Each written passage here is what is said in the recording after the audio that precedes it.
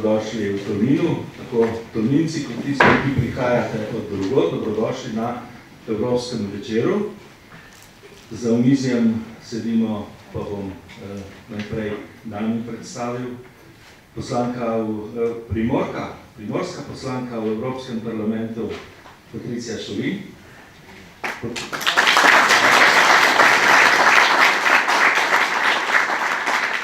Potem primorska poslanka v Državnem zboru Republike Slovenije Eva Irgl.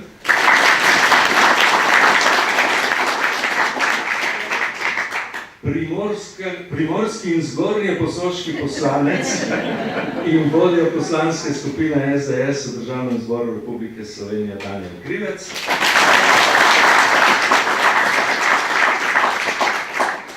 Skozi večer pa vas bom na zanimiv način poskušal zapeljati Milan Štulic.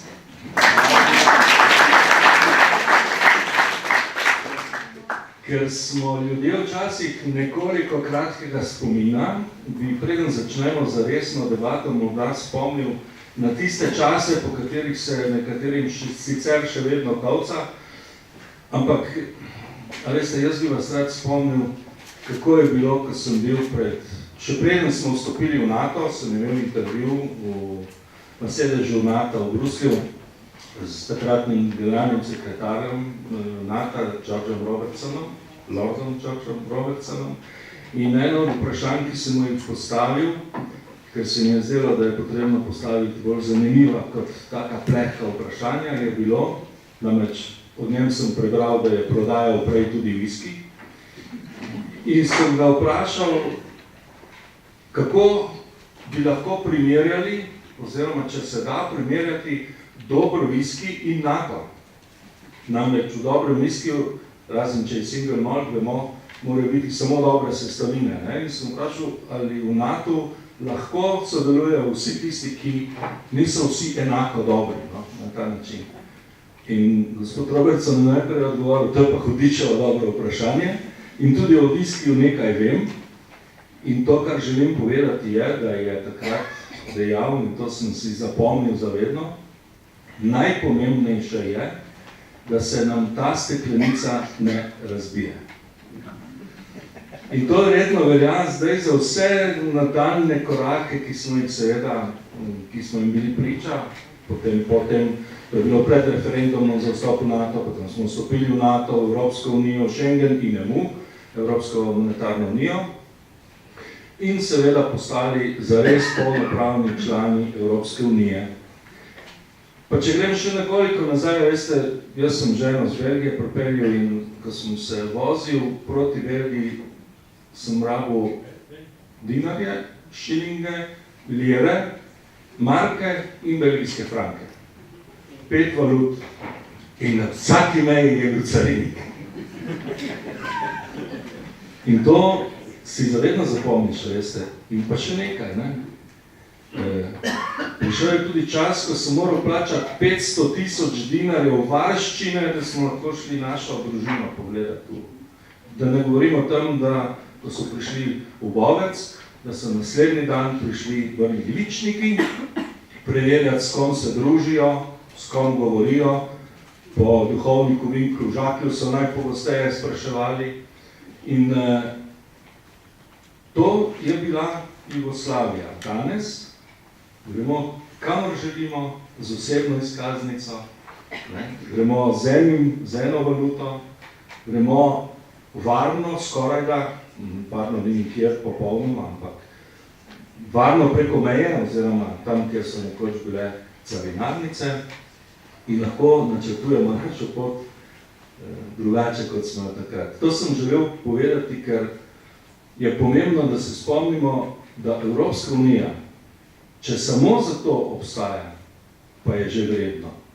Ampak če pa združimo še to, da je Evropska unija edina garancija za mir na našem območju, potem pa ne vem, zakaj imamo še neke euroskeptike, ki se sprašujejo, ali je Evropska unija da ali ne. In že samo po teh besedah moramo reči vsi, ja, Evropska unija da. Zdaj pa lahko gremo.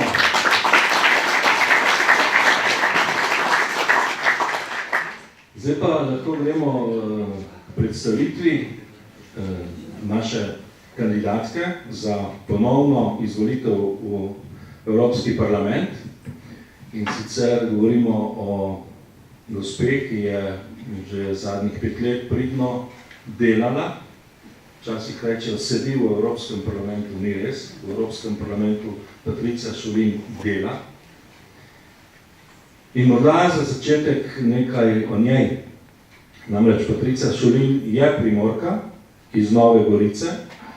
Odraščala je v hribovski vasici Trnovo pri Gorici.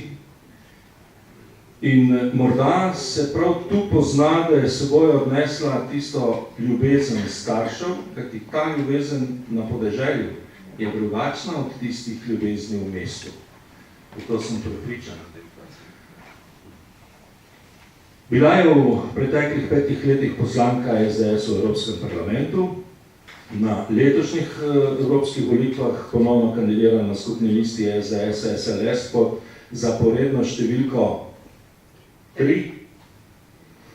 Kot evropska poslanka je delala še posebej na področjih evropskih sredstev, prometa in turizma, torej na temah, ki so še kako zanimive tudi za Severno Primorsko. Zaupana je bila priprava več poročil ali mnenj, med drugim za prihodnji Evropski socialni sklad in Evropski globalizacijski sklad. Ena njenih prvih nalog kot poslanke je bilo vodenje postopka, v katerem je Slovenija koncem leta 2014 dobila 18,4 milijona evrov pomoči iz solidarnostnega sklada zaradi žleda. Gospa Šulin, še posebej ste bili aktivni na področju evropskih financ, koliko sem uspel prebrati o vas. Bili ste članica odbora za proračun, tudi njegova podpredsednica in stalna poročevalka za človekove pravice, pa članica delovne skupine ELS za pripravo dolgoročnega proračuna in kar 3-krat ste bili povabljeni, da zastopate Evropski parlament v pogajanjih s komisijo in svetom o letnem proračunu. Kaj si lahko, če takole za začetek rečeva, ker smo v Sloveniji in ker smo na Severno Primorskem, kaj se lahko obeta Slovenija v naslednjem obdobju, ali pa morda še iz te perspektive glede evropskih sredstev? Hvala za vaš lep nagovor, za to vprašanje. Najprej hvala vam, obiskovalci, ki ste prišli na to okroglo mizo, na ta evropski večer iz Posočja. Tako da je lep aplavz tudi za vašo prisotnost. Hvala lepa.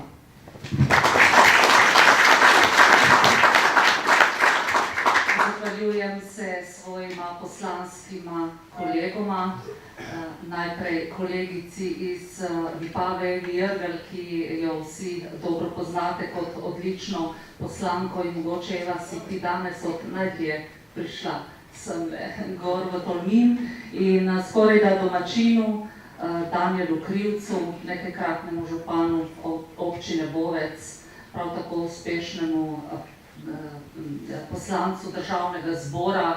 In Danijel, čestitke za novo funkcijo, ko si vstopil v velike škornje, ki jih zelo dobro obvladaš in odlično vodiš poslansko skupino Slovenske demokratske stranke, kjer vas je kar 25 poslancev in ste največja poslanska skupina v državnem zboru.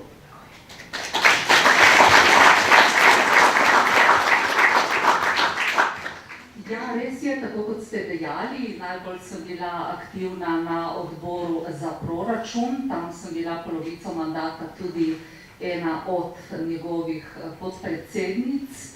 In v tem odboru se seveda ukvarjamo z denarjem, kajti brez denarja se praktično projektov, ki so zasnovani na ravni Evropske unije, pa tudi na državni ravni, na lokalni ravni, tudi doma, brez denarja zelo težko kaj naredimo. Kot veste, predstavlja evropski proračun 1% bruto domačega proizvoda držav članic. Slovenija pa ostaja še vedno neto prejemnica, se opravičujem, evropskega denarja, to se pravi, da prejme iz evropskega proračuna bistveno več denarja, kot vanj vplača. Sama sem se pri pogajanjih za večletni finančni okvir za leto 2021 in 2027 zavzemala za to, da se sredstva na področju kmetijske in kohezijske politike ne bi zmanjševale. Tukaj nas bo čakala še ena velika naloga, vkolikor pride do izstopa Velike Britanije, vendar so, kot kaže, to zadevo nekoliko zamaknili, najverjetneje zato, da lahko tudi odidejo na evropske volitve, ki bodo 26. maja. Vendar, ko bo Velika Britanija izšla iz Evropske unije, bo to pomenilo kar en velik primanjkljaj evropskega denarja, kajti Velika Britanija je, kot vemo, druga največja neto prejemnica v evropski proračun in vplača približno letno nekaj več kot 13 milijard evrov. Na prvem mestu pa je, kot vemo, Nemčija, ki v evropski proračun vplača približno 23 milijard evrov.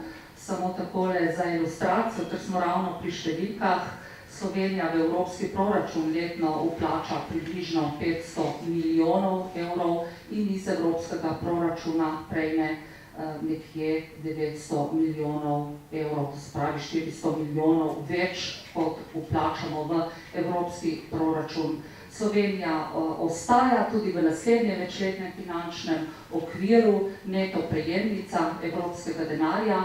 Smo se pa poslanci Evropskega parlamenta zavzeli tudi za to, da se nekoliko povečajo sredstva na postavkah, kot so raziskave in razvoj, pobuda za zaposlovanje mladih, ki pomeni proračunsko postavko, na kateri so sredstva, ki se namenjajo državam članicam kot pomoč za zmanjševanje brezposelnosti mladih. Jaz upam, da bo znala Slovenija v nadaljevanju bolje koristiti in črpati evropska sredstva, ki so seveda tudi v raznih drugih skladih, ampak o tem najbrž bova še kaj rekla. Morda kasneje, Jan, po nekih informacijah ostaja tega denarja v evropski malhi za kar okoli milijarda evrov. O tem se na glas šušlja. Zdaj, jaz, ki sem rabil denar včasih kot otrok, če računamo na to, da sta, izhajamo iz tega, da sta Schuman pa Monet ustvarjala Evropsko unijo v 50-ih letih, takrat, ko se je šlo za ustanovitev skupnosti za premog in jeklo, in iz tega je nastala ta Evropska unija, ki jo danes poznamo kot politično združenje. In če rečemo, da je Slovenija toliko kasneje prišla v to družino, in lahko rečemo, da je nekako otrok tudi Evropske unije. Jaz, ko sem bil otrok, sem šel k mami pod denar, če mi da. Zdaj, kako je to vi ste pravzaprav tudi nekako, v Bruslju ste zagotovili denar za Slovenijo. Kako pa vidite stanje v Sloveniji? Ja, mogoče bi danes še omenili dva podatka okrog obletnic. 1. maja smo praznovali 15. obletnico vstopa Slovenije v Evropski uniji in slavnostni dogodek se je odvil prav na Trgu Evrope v Novi Gorici. 9. maja pa bomo praznovali Dan Evrope, to se pravi v sredo. Slovenija je vstopila v Evropsko unijo 1. maja 2004, v prvi Janševi vladi pa smo vstopili tudi evroobmočje in tudi v šengensko območje konec leta 2007. Slovenskih evroposlancev je v Bruslju 8, denimo Nemcev je 93. To gre seveda na velikost države, Italijanov je 76 in tako naprej. Vendar, naš glas šteje ravno toliko kot glas Nemca, Italijana, Španca in ostalih. Slovenski jezik je enakopraven vsem ostalim drugim 24 jezikom. In tudi v Evropskem parlamentu na plenarnem zasedanju, pa tudi na odborih, govorimo v slovenskem jeziku in seveda ostali poslanci iz ostalih držav članic, odkoder prihajajo v svojem jeziku. To pa zato, da ohranjamo naš jezik. Lahko seveda spregovoriš tudi v drugih jezikih, vendar za nas 8, vključno vseh 8, govorimo v slovenskem jeziku, na hodnikih pa pridejo v poštev angleščina, nemščina, francoščina in italijanščina in tako naprej potem po jezikovnih skupinah. Slovenski poslanec lahko za Slovenijo naredi ogromno. Jaz sem tukaj le kot članica odbora za proračun imela priliko, ker mi je bilo zaupano poročilo za primere naravnih nesreč in kot veste je januarja leta 2014 Slovenijo takrat zajel kar močan žledolom, verjetno tudi ste imeli težave kaj v teh vaših krajih.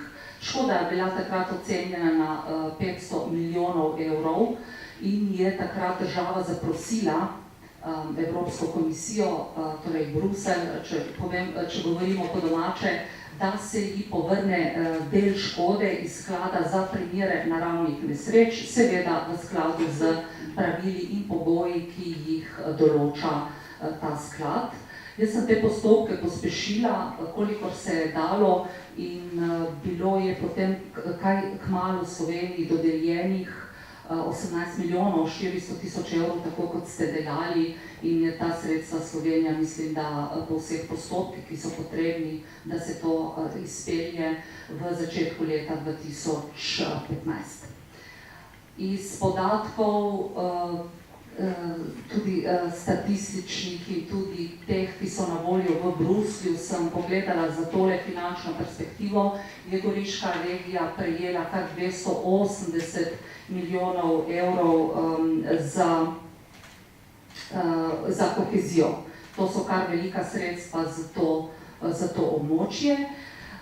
Pa tudi druga sredstva so bila dodeljena tej regiji, seveda odvisno, kako se je sedaj to črpalo, ne, tako na ravni države kot lokalno, kot tudi iz strani podjetij, ki so v Posočju. Naj omenim, da smo danes obiskali podjetje Male v Bovcu, uspešno podjetje, inovativno, razvojno, vodi ga domačin. Potem smo obiskali Planiko, tudi v zadnjih letih zgodba o uspehu, tudi gospa doma iz Posočja. In zadnje podjetje je bilo Smartech, tudi domačin Tolminec, tako da sem danes opazila troje. Vsa 3 podjetja vodijo domačini z srcem v Posočju, z namenom, da ostane podjetje v Posočju tudi zato, da imate, nekateri morda delate v teh podjetjih službe in da ne odhajate iz podeželja v mesto, ali bodisi na Goriško, ali pa v Ljubljano s trebuhom za kruhom. In tretji pogoj pa je seveda vizija, trdo delo in vsa 3 podjetja so seveda tudi znala izkoristiti ta evropska sredstva, ki so na voljo v Bruslju.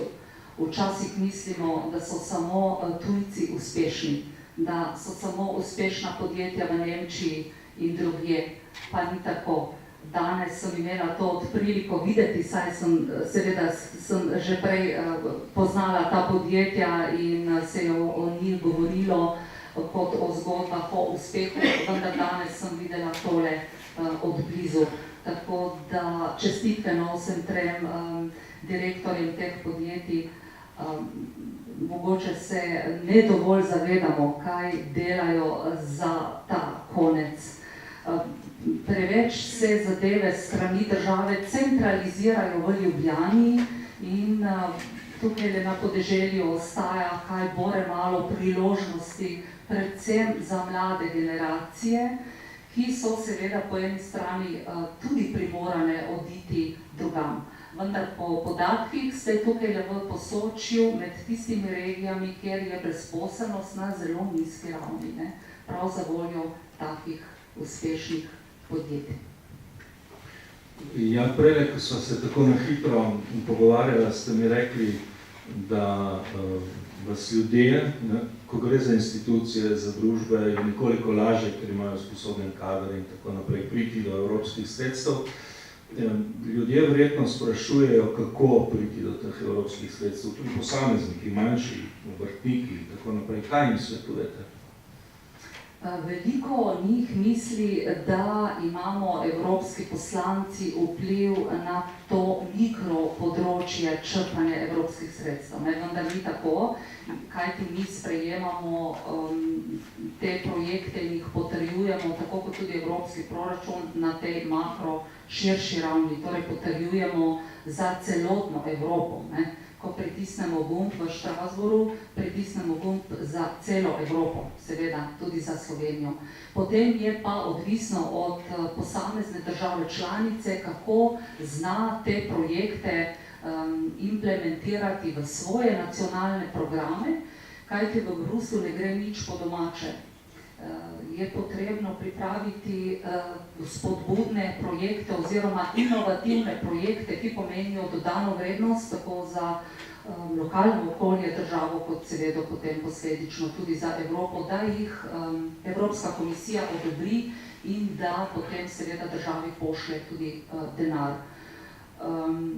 Ravno danes sem imela nekaj pogovorov v zvezi z črpanjem evropskih sredstev na lokalni ravni.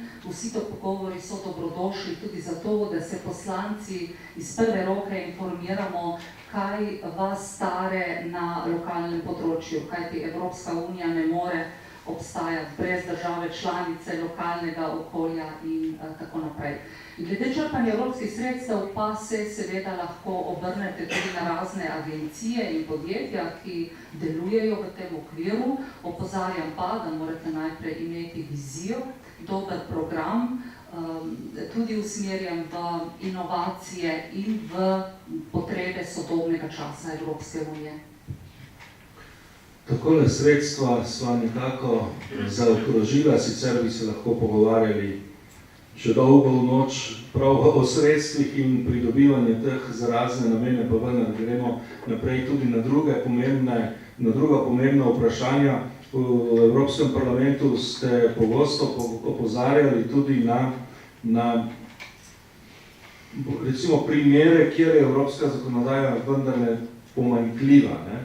Morda prav o uporabi slovenskega jezika, ker morda lahko rečemo, da to, kar vi opozarjate, gre v korist Slovenk in Slovencev, ne? Zakonodaja pa morda ni ravno v korist Slovenkam in Slovencem. Poudarili ste tudi na to uporabo slovenskega jezika in veljavnost slovenskega jezika v čezmejnem komuniciranju. Verjetno smo vsi spremljali dogodek, ko je potekala nek razgovor med organom v Italiji in Slovencem. Ali ste dovolj slišani oziroma ali je tako vaše, lahko rečemo, protestiranje učinkovito? Ja, vedno, ko je človek dovolj aktiven in vztrajen, in Primorci smo vztrajni, so tukaj tudi sadovi. Jaz se veliko gibljem med državljani, državljankami širom po Sloveniji, kajti tako iz prve roke izvem, kaj bi lahko tudi na evropski ravni še izboljšali. V mislih ste prejle imeli, ko sem opozorila Evropsko komisijo na to, da Italija in Avstrija kršita direktivo iz leta 2015 pri izmenjavi obvestil o cestno-prometnih prekrških. Ta direktiva določa, da, če vzamemo konkreten primer, ko Slovenec, ki ima registriran avtomobil v Sloveniji, stori pa prekršek v Italiji ali pa v Avstriji, prejme domov obvestilo, seveda v italijanskem in nemškem jeziku, vendar bi moral ta prekrškovni organ uporabiti v teh obvestilih o prometnih prekrških tudi slovenski jezik, kajti tako določa direktiva. Tako na lokalni ravni kot regionalni in na državni ravni teh dveh držav. Menda v ostalih državah članicah uporabljajo tudi jezik tiste države članice, iz katere prihaja prekršitelj in ima registriran osebni avtomobil.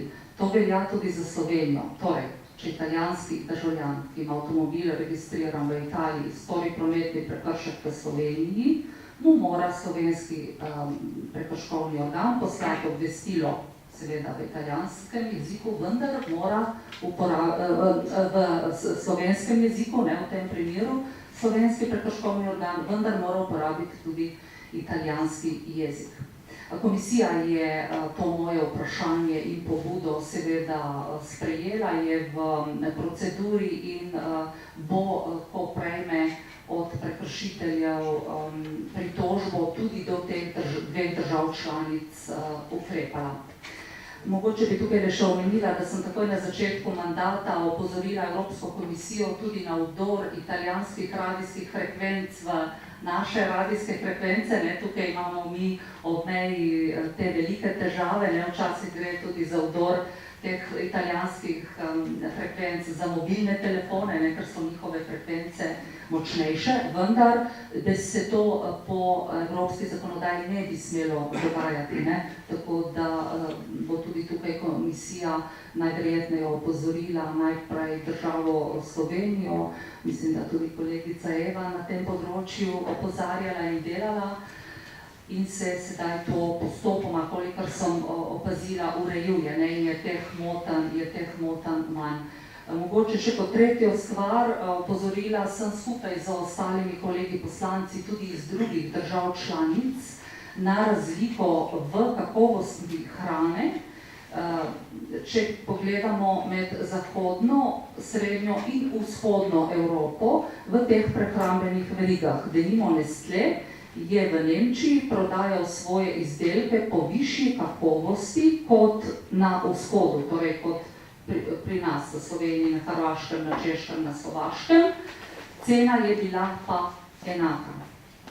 Mi smo na to Evropsko komisijo opozorili, šlo je tudi za razliko v kakovosti nekaterih detergentov in saponov za osebno nego. Evropska komisija takoj je odreagirala, pogledala vse te slabe prakse, tega v Sloveniji k sreči ni bilo tako veliko, opozorili smo tudi našo službo za varstvo potrošnikov in za varno hrano, vendar denimo na Hrvaškem, ko so odprli vrečko za čips, v bistvu noter niti ni bil čips narejen iz krompirja, ampak iz neke druge snovi, ki to sploh ni bil krompir.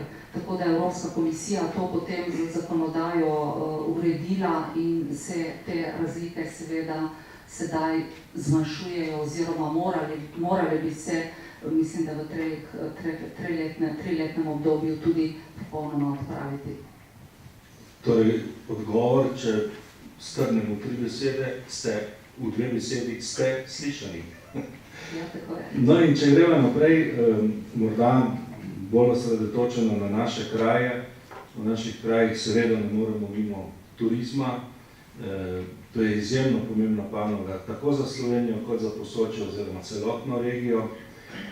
Kako pa to turistično gospodarstvo podpira Evropska unija? Ta odgovor zagotovo dobro poznate, ker ste bili tudi članica odbora za promet in turizem. Ja, Evropska unija namenja zelo veliko pozornost tako turizmu, kot tudi kulturni dediščini znotraj tega odbora, ki smo jo seveda tudi obravnavali in podpirali. Lansko leto, leto 2018, je bilo leto kulturne dediščine in tudi tukaj v Posočju imate zelo veliko tega ohranjenega. Danes nam je direktorica Planike razkazala muzej, seveda iz področja mlekarstva, tako da je tudi to del turizma.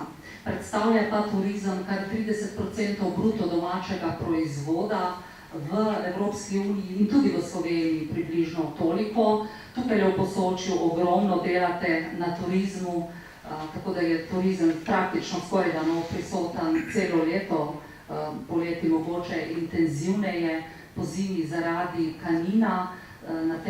Na tej točki tudi veliko dela Danijel Krivec, ki nas evropske poslanci iz Slovenije, pa tudi iz tega italijanskega predela nagovoril oziroma nas seznanil z problematiko Kaninske žičnice in se trudi dobiti, in mislim, da bo tudi v nadaljevanju uspel, da se bodo zagotovila evropska sredstva za to raven. Mogoče samo še tole bi dodala, turizem je zelo pomemben za Slovenijo, sama sem pa proti masovnemu turizmu v Sloveniji, kajti smo mala država, našo naravo moramo ohraniti za naše potomce neokrnjeno, sposodili smo si jo od njih, tako da v Sloveniji zagotovo ne bom nikoli zagovarjala, pa mislim, da do tega tudi ne bo prišlo. Ta masovni turizem, ki seveda pušča v enem delu tudi denar in dohodek, po drugi strani pa pušča seveda tudi veliko škode, denimo smeti in kakšnih drugih stvari. Tako da vsi tisti, ki ste v tej dvorani in se ukvarjate s turizmom, upam, da ste podobnih misli. Jaz srčno upam, tudi to, kar ste omenili z gospodom Danielom Krivcem, da bomo prišli po evropska sredstva v Bruselj za Kaninsko žičnico, ampak ne samo za Kaninsko žičnico, to je zelo širok projekt, čezmejni, ki združuje dve državi praktično, in če kje, potem se tu udejanja evropska misel in zamisel, kajti tu je v prvi svetovni vojni bila, se veste, najhujši boji so potekali prav na tem pogorju, po drugi svetovni vojni železna meja in tako naprej. In tu je prav zares srž ali pa srčica tiste Evropske unije, ki jo lahko udejanimo z evropskim denarjem. O tem črpanju evropskih sredstev ste sicer res veliko povedali, kot sem rekla, bi lahko še dolgo govorila, ampak vsaj tako se mi dozdeva, da možnosti so pa še veliko večje. Ali se pri nas doma tega zavedamo? Možnosti glede črpanja evropskih sredstev je veliko. Jaz zmeraj rečem, da je denarja v Bruslu ogromno, vendar morajo biti zato tudi seveda, kot sem uvodoma omenila, tudi projekti z vizijo, inovativnostjo in projekti, ki pomenijo dodano vrednost. Žal Slovenija v tej finančni perspektivi, ki se bo zaključila leta 2020, evropska sredstva zelo slabo črpa in jih je do sedaj počrpala samo 18%. In grozi, da jih ne bo uspela počrpati vsa, ki so nam na voljo. To se je zgodilo skoraj da tudi v finančni perspektivi pred to, ko je grozilo, da bo Slovenija morala vrniti v Bruselj 800 milijonov evrov, oziroma bi ta sredstva ostala praktično v Bruslju in nam ne bi bila dodeljena, ker Slovenija ni imela dovolj takih projektov, ki bi jih izvedla in zanje prejela denar. Tako da je druga Janševa vlada, ki je svoj mandat nastopila leto 2012, prejela dejansko na mizo to stanje. Takrat je predsednik vlade Janez Janša zelo hitro odreagiral in vsem ministrom takratnim naročil, da morajo te projekte čim prej spraviti do te faze, da se jih pošlje v Bruselj. Spraviti seveda tudi na kakovostno raven. To je potem seveda takrat tudi bilo izpeljano. Ministrstvo za infrastrukturo, kjer je kolega Zvone Černač takrat bil minister na tem resorju, je bilo tudi zelo uspešno. K sreči so občine zelo dobro črpale ta sredstva in so bile ta sredstva takrat tudi v celoti počrpana. V tej finančni perspektivi nam grozi, da bo še več denarja, ki bi ga lahko počrpala država, ostalo v Bruslju. In tudi sama vlada je priznala v poročilu, prav včeraj sem šla brati to poročilo na vladni strani in priznavajo, da je Slovenija pri tem zastala, tako oni rečejo v poročilu. Jaz pa sprašujem, kdo bo za to odgovarjal, za to stanje, za te zamujene priložnosti. Tako da teh skladov je na ravni Evropske unije še veliko, tako imenovan sklad za strateške naložbe ponuja ogromno priložnosti tudi za podjetja, za najem kreditov, denimo po nižjih obrestnih merah, tako da naša podjetja nekaj teh zadev tudi črpajo potem oziroma se poslužujejo teh ugodnejših kreditov, vendar tudi na tem skladu smo na repu držav članic, ki znajo ta denar počrpati. Tako da mislim, da so za nami samo Poljaki. Zamujamo ogromno priložnosti in mislim, da potrebujemo novo vlado, ki bo to znala narediti tako, da bo prav vlado, ki ima vizijo, ki ima znanje in ki zna upravljati z državo.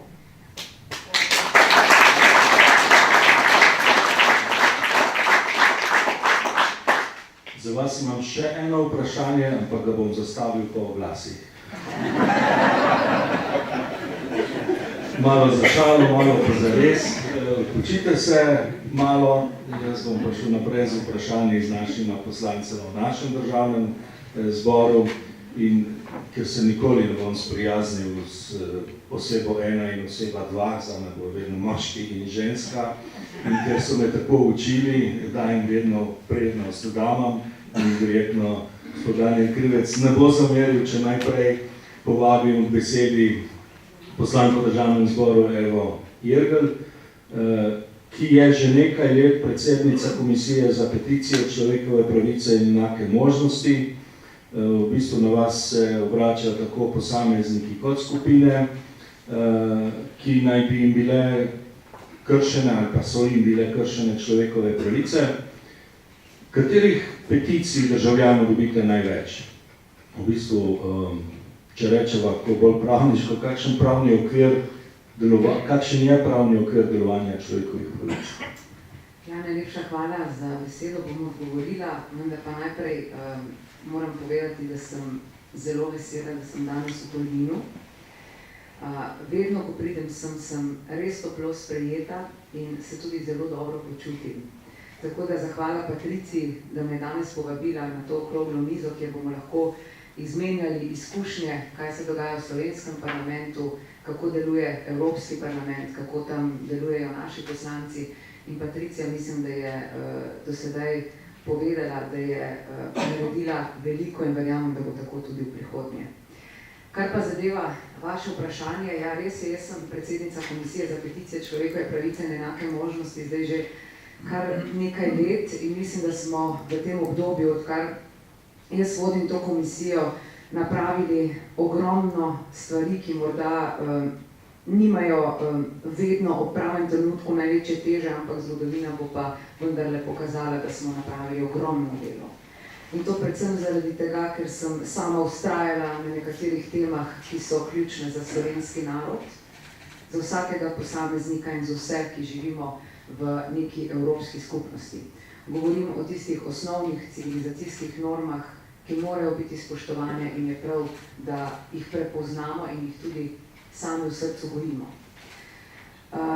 Kar zadeva peticije državljank in državljanov, ki jih dobivamo na našo komisijo, lahko povem, da smo recimo v prejšnjem mandatu, ker imamo za ta mandat pač prejšnji narejeno analizo, mislim, da obravnavali približno 650 peticij in moram reči, da se jih največ navezuje na pravosodni sistem, kar niti ni tako nenavadno.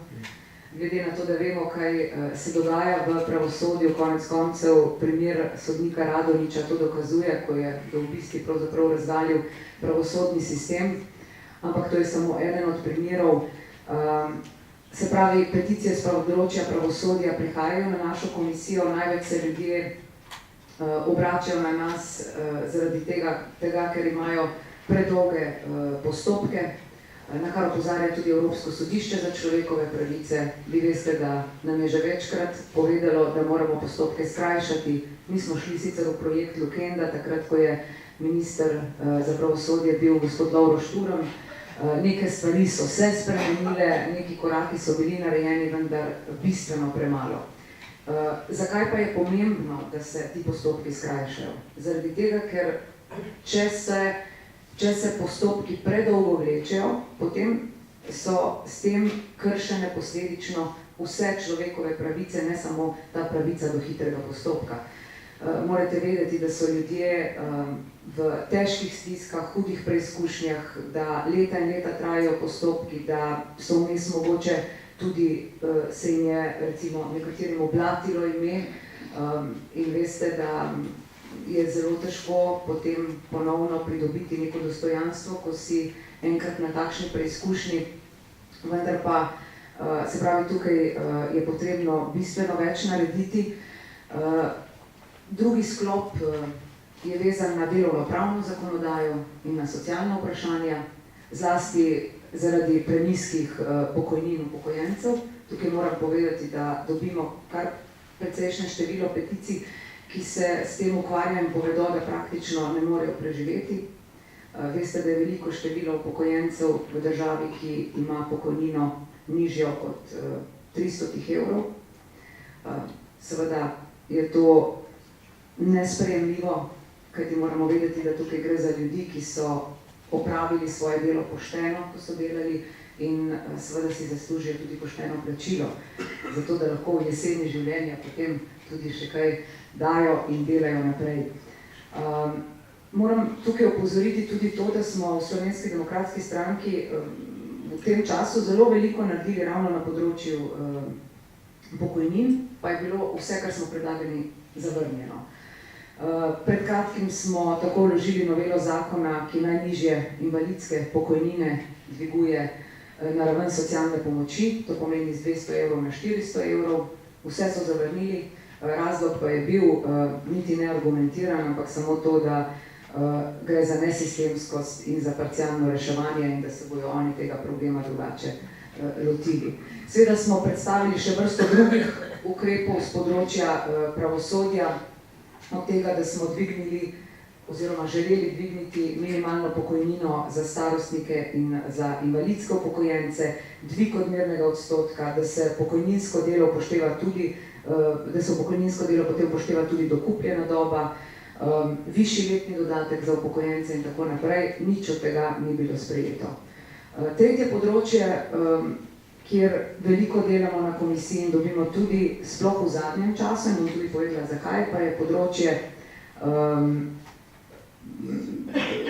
oziroma peticije z področja zdravstva, predvsem zaradi tega, ker veste, da se čakalne dobe pač, da so velike, da je tukaj s tem na preizkušnji človekovo dostojanstvo.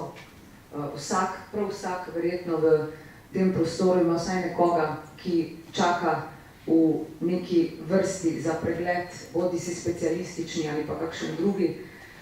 In nekateri preživljajo hude agonije, čakajo na priložnost, pa čakajo tudi leta. Tudi mi, jaz sama osebno sem imela tak primer v družini, zato to zelo dobro poznam.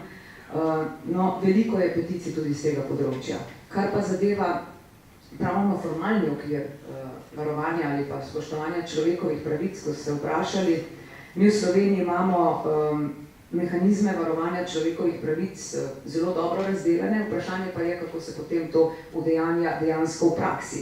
Glede na to, da dobimo veliko peticij, kjer se dejansko ugotovi, da so bile kršene človekove pravice na različnih področjih, potem verjetno pravni okvir ni dovoljšna stvar, ampak je potrebno verjetno veliko več narediti tudi res v realnosti v praksi. Zdaj, najvišji akt države pravni je Ustava Republike Slovenije, to je jasno, da so tam zapisano varstvo človekovih pravic, potem je tukaj Ustavno sodišče, ki presoja, potem institucija varuha človekovih pravic. Jaz sem v prejšnjem mandatu, to moram povedati, veliko sodelovala z uradom varuha, zaradi tega, ker kot predsednica komisije sem se večkrat soočala tudi s podobnimi vprašanji. Včasih so se zadeve podvajale, včasih se ljudje obrnejo na urad varuha, ne dobijo zadostnega odgovora, se potem obrnejo na komisijo. Mi skušamo to reševati. Večkrat moram priznati, da se osebno soočam s tako imenovano institucionalno ignoranco in tudi aroganco, kajti včasih, čeprav smo zdaj že malo disciplinirali verjetno zaradi tega, ker sem jaz vedno kot predsednica komisije vztrajala, da morajo ti odgovori priti, kajti včasih ljudje so sami pred nekimi državnimi organi, prepuščeni sami sebi, ne dobijo osnovnih odgovorov, potem se obrnejo na našo komisijo, mi smo kot neke vrste mediator in opravimo to delo, pridobimo določene informacije, pridobimo odgovore, včasih so bolj, taki pavšalni odgovori, včasih zelo konkretni, ampak bistvo je, da na komisiji res želimo delati za ljudi in da dejansko to tudi udejanjamo. In potem je tukaj še parlamentarni nadzor. Parlamentarni nadzor je pa, če pogledamo malo skozi zgodovino, lahko vidimo, da je najprej komisija, ki jo jaz sedaj vodim, ni bila svoja komisija, ampak so se človekove pravice odvijale oziroma se obravnavale v okviru odbora za pravosodje in pa odbora za notranjo politiko. No, ko sem pa jaz prvič vstopila v državni zbor, to je bilo leta 2004, zdaj sem celo poslanka z najdaljšim stažem, če se ne motim, od poslank v parlamentu, čeprav ne zgleda. Ampak, ko sem jaz prvič vstopila leta 2004 v parlament, ko sem bila prvič izvoljena, takrat se je potem to področje človekovih pravic dejansko pač oblikovalo v skupni komisiji, ki jo pač sedaj že kar nekaj let vodim in mislim, da opravljamo dobro, kvalitetno in tudi uspešno delo. No, saj.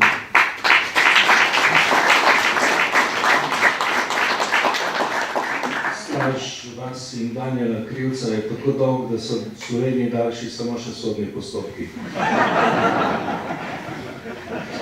No, pred kratkim ste ponovno vložili v državni zbor, pa bom prebral, da bo pravilno resolucija Evropskega parlamenta o evropski zavesti in totalitarizmu. Kako gledate na to, da se do sedaj v bistvu še nič ni zgodilo? Pa morda še pod vprašanje, ker ste se res veliko ukvarjali s področjem polpretekle zgodovine, zlasti ko govorimo o pietetnem pokopu žrtev medvojnega in povojnega dogajanja. Ali menite, da bo morda nekoč prišel dan, ko se bodo stvari postavili na svoje mesto? Ja, zdaj ste odprli zelo pomembno vprašanje in sem vam hvaležna za to.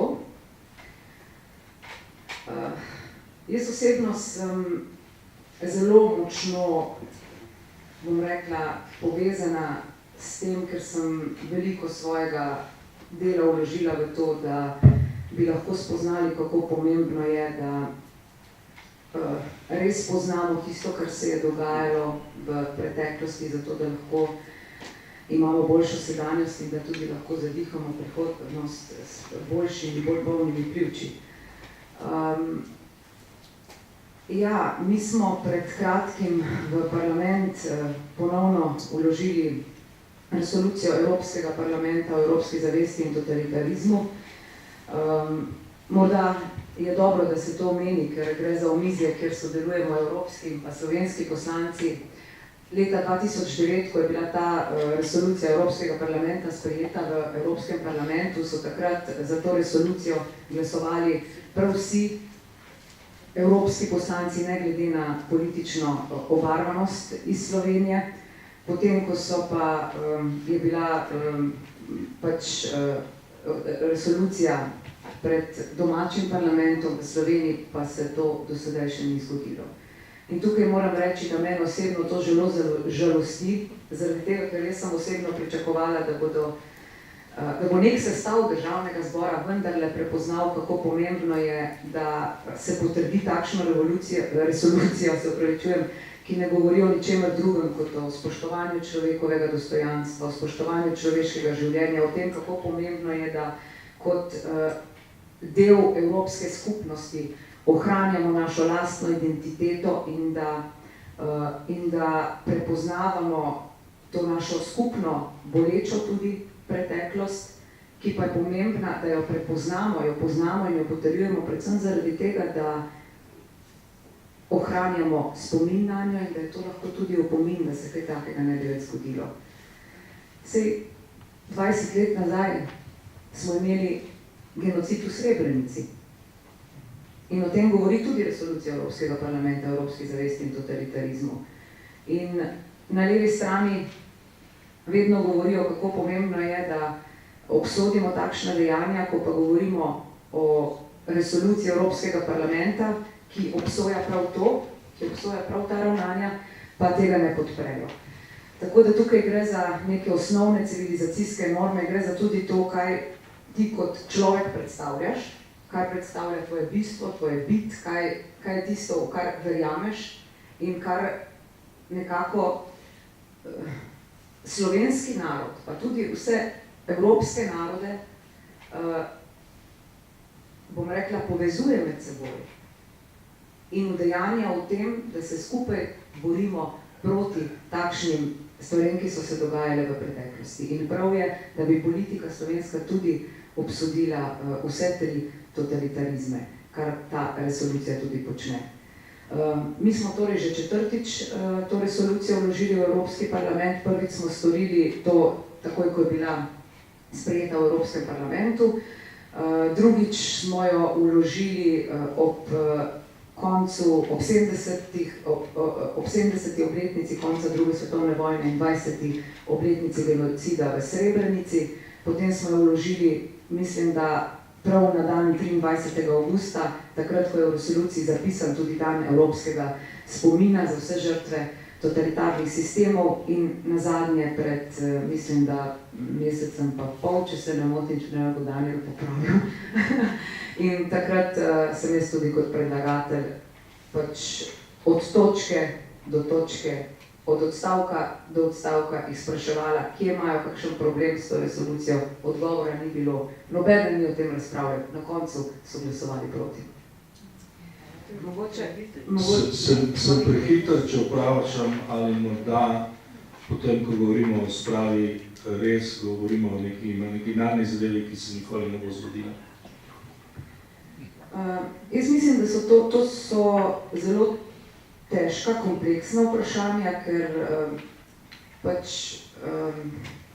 zadevajo res, oziroma res globoko posegajo v narod, v to bistvo naroda ali pa v tkivo naroda. Ampak jaz mislim, da sprava je možna. Sprava je možna, ne nazadnje tudi tisti teoretiki z področja sprave, svetovni teoretiki, priznani teoretiki, so celo naredili, izdelali, no, tako bom rekla, neke vrste diagram sprave, in kjer je jasno izraženo, da takrat, ko bodo izpolnjeni vsi elementi tranzicijske pravičnosti, takrat je sprava možna. Ampak do te sprave seveda je potrebno neke korake storiti kot narod. Se pravi, popraviti krivice, ljudje morajo imeti pravico vedeti, kaj se je dejansko zgodilo, neko zagotovilo o neponavljanju morajo imeti, se pravi, da se te stvari več ne ponavljajo, da pa se ne ponavljajo, da je potrebno krepiti demokracijo, krepiti postulate demokracije, delati na tem, in pa seveda, da se sprožijo neki postopki, ki pa so vezani na zakonitost. Se pravi, vse v zgodovini imamo primere, ko so se določene stvari speljale, pri nas se niso, pa tukaj ne gre za nek revanšizem, ampak gre za to, da se stvari, kot ste na začetku lepo povedali, postavijo na svoje mesto. In ko se stvari postavijo na svoje mesto, takrat lahko sedanjost in prihodnost zadihaš s polnimi pljuči. In to si ta slovenski narod zasluži. Tako da se prepletajo.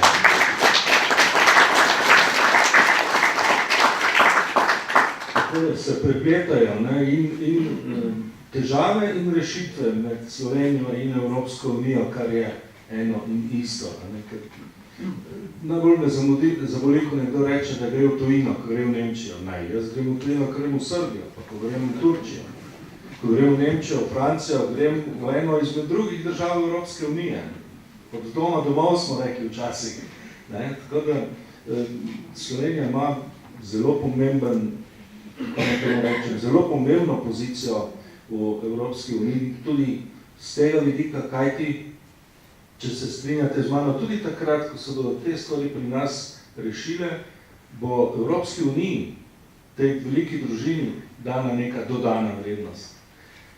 Pa če pustiva nekoliko ob strani res težke debate, čisto na kratko morda še o tem, da ste v državni svet je dal veto na to vaše, na spremembo zakona o vrnitvi Primorske k matični domovini. V razpravi ste v imenu poslanske skupine SDS, pravzaprav ste zelo dobro pojasnili, zakaj, kakšna je razlika med vrnitvijo ali pa priključitvijo, ne?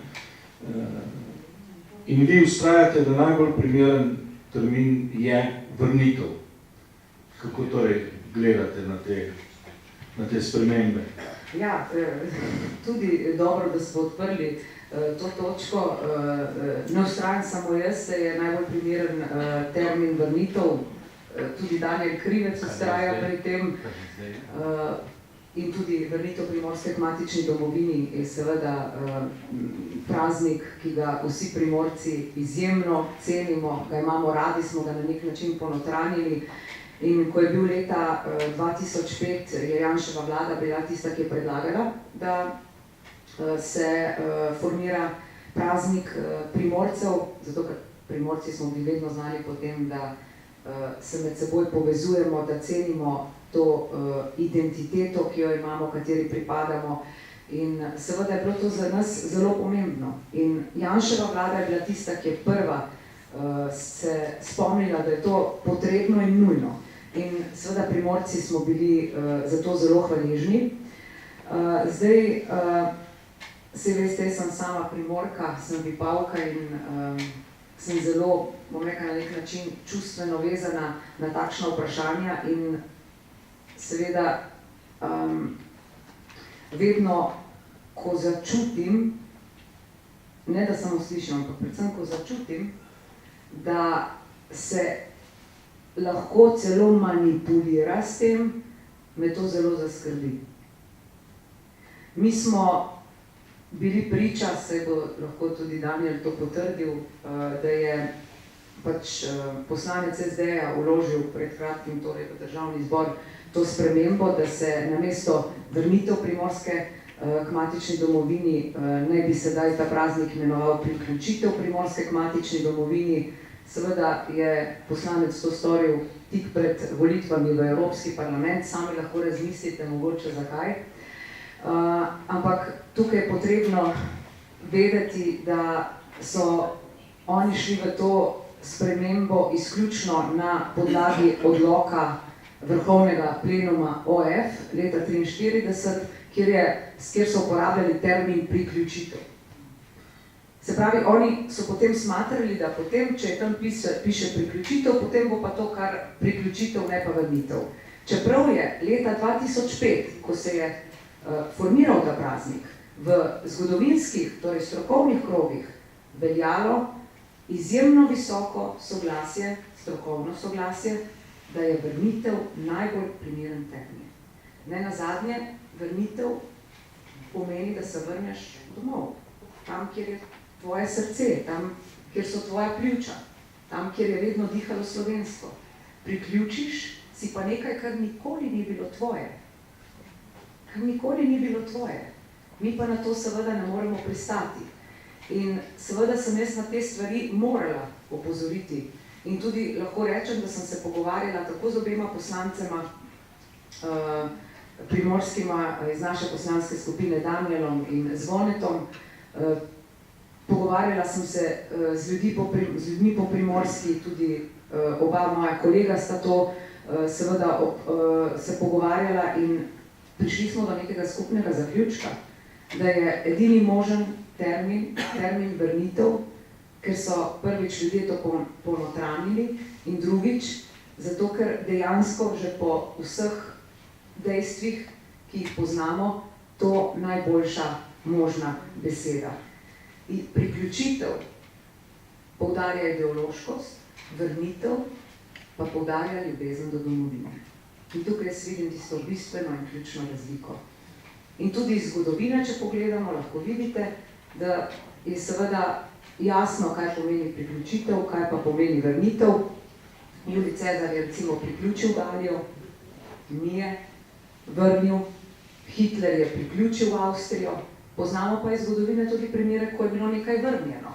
Vrnjeno je recimo bila Romanija papeški državi. Ampak zakaj je bila vrnjena? Zaradi tega, ker se je Romanija prej sama odločila, da se bo izključila iz papeške države, zaradi tega, ker ni želela plačevati cerkvenih davkov. Se pravi, se je lahko samo vrnila. In povsem enako je tudi v tem primeru. In jaz bom tukaj vztrajala, skupaj tudi z mojimi ostalimi primorskimi kolegi, da dejansko se ohrani termin vrnitev Primorske k matični domovini.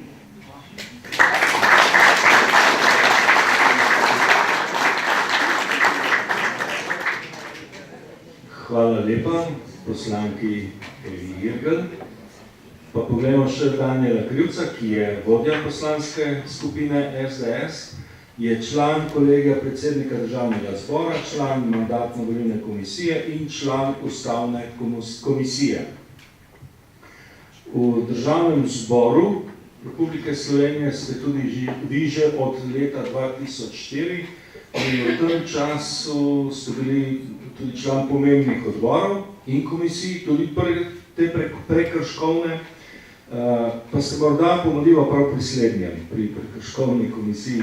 Imamo KPK, imamo potem kriminalistično policijo, naj bi imeli tudi pošteno sodstvo, pa vendar vedno nekako govorimo o preiskovalnih komisijah državnega zbora. Samo po sebi se postavlja vprašanje, oziroma zdi se, da tu nekdo ni opravil svojega dela. Ja, najprej tudi z moje strani lep pozdrav vsem, ki ste se zbrali. Upam, da je zanimiv večer. Hvala mojima kolegicama, ki sta naredile tako uvod, da imam zdaj jaz mogoče malo težavo, sploh Eva je bila izvrstna. Od Primorcev tudi pričakujemo, da so dobri in da so učinkoviti. Zdaj, ta iztočnica po moje do neke mere zanimiva, ker na nek način oriše dogajanje v tako pravosodnem sistemu, kot v drugih sistemih, ki so s tem povezani. To, kar je Milan omenil, preiskovalne komisije v državnem zboru so v prejšnjem mandatu dejansko naredile en velik korak naprej. Če pogledamo preiskovalne komisije v preteklosti, so v bistvu največkrat niti niso prišle do konca in do zaključnih poročil. V prejšnjem mandatu so pa kar 3 komisije uspele, navkljub temu, da ni večine v opoziciji, priti do zaključnih poročil in tudi do zelo konkretnih sklepov. Jaz konkretno sem sodeloval v komisiji, preiskovalni komisiji za investicijo v termoelektrarno Šoštanj v blok 6 in tam smo prišli skozi, bi rekel, odkrivanje dokumentov, ki so na voljo preiskovalnim komisijam, do jasnih ugotovitev in nenazadnje tudi do sklepov, ki so bili sprejeti v državnem zboru v smislu ovadb. Zdaj, če si kdo predstavlja, da bi, ne vem, italijanski ali pa nemški ali pa avstrijski parlament sprejel ovadbo proti nekomu, bi se to verjetno sprocesiralo v moje par mesecih ali pa še prej. Podobne zadeve na Nizozemskem so se zgodile v 2 mesecih, ko je prišlo v bančnem sistemu do podobnih. Enake ugotovitve in tudi v zaključnem poročilu, ki je bilo sprejeto tako strani opozicije kot koalicije, so bili tudi sklepi v primeru komisije, ki jo je vodil Anže Logar v primeru bank.